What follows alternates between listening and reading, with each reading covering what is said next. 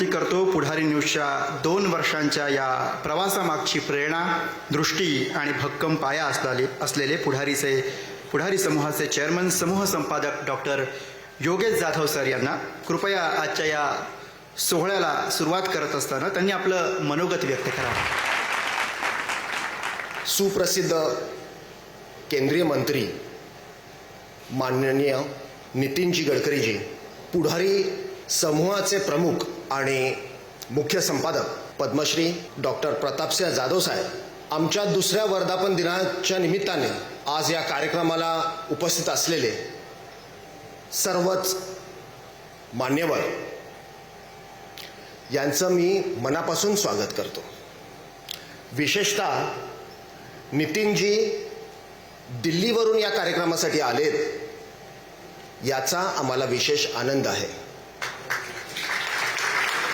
नितीनजी हे दिल्लीतील मराठी चेहरा आहेत.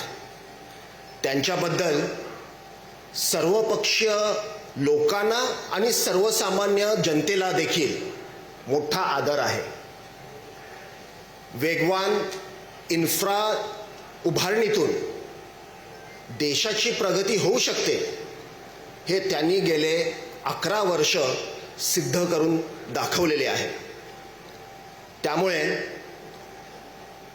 त्यांचं जे विजन आहे आणि रोखठोक मार्गदर्शन आहे ते ऐकायला मी सुद्धा उत्सुक आहे. नितीनजी नेहमीच मला आणि पुढारी परिवाराला प्रेरणा देत आलेले आहेत, प्रोत्साहन देत आलेले आहेत. त्यांचं मनोगत होण्यापूर्वी अगदी थोडक्यात पुढारीचा हा प्रवास मी आपल्याला सांगू इच्छितो. 1939 साली जिल्हा वृत्तपत्र म्हणून चालू झालेल्या पुढारीच्या आज 25हून अधिक आवृत्त्या आहेत आणि साधारण या आवृत्त्यांमधून 1 कोटीहून अधिक वाचक आज जोडले गेलेले आहेत. प्रिंट बरोबरच आज digital media, radio, television, events आणि आउटडोअर मीडिया अशी पुढारीची व्याप्ती आज राज्यभर झालेली आहे. त्या वेळेला आलेले बदल स्वीकारत पुढारीने कात टाकली आहे, स्वतःला बदललेले आहे आणि कोणत्याही राजकीय पाठिंब्याशिवाय स्वतःला सिद्ध केलेले आहे. आज पुढारीला 87 वर्ष पूर्ण झालेले आहेत आणि अजून एक 13 वर्षात पुढारी आपले शतक साजरे करेल. आणि अशा वेळेला पुढारी कसा असेल असा जर विचार केला तर या प्रश्नाचे उत्तर माझ्या मनात एकच असेल आणि तो म्हणजे 360 डिग्री मीडिया हाऊस. मग आत्ताचे वर्टिकल तर आहेतच, print, digital media, outdoor, events, T V हे तर आहेतच, पण आर्टिफिशियल इंटेलिजन्स आणि इंटरनेटमुळे यापुढेही जे मीडियाचे नवीन फॉर्म्स येतील त्यामध्ये पुढारीचं अस्तित्व असेल.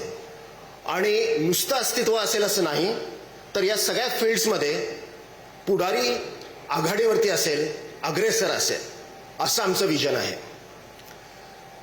पुढारी न्यूजची सुरुवात देखील याच विजनचा एक भाग होती.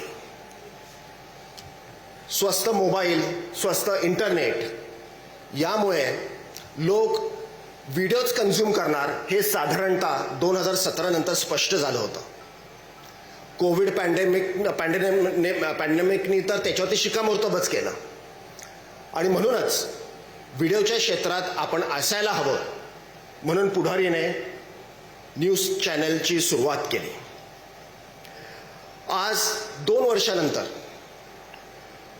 ज्या गतीने पुढारी न्यूजला लोकप्रियता मिळत आहे त्यावरून पुढारीची लिगसी आणि ट्रस्ट हे आम्ही चॅनल आणि डिजिटलमध्ये आणू शकलो आहे हे मी अभिमानाने सांगू शकतो.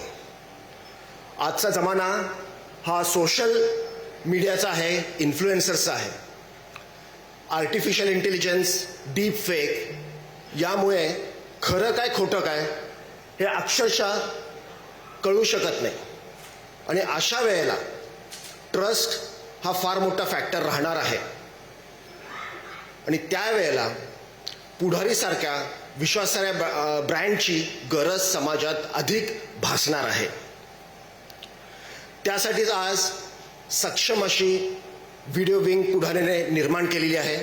टेलिव्हिजन आणि यूट्यूब हे त्या विंगचे 2 पिलर आहेत.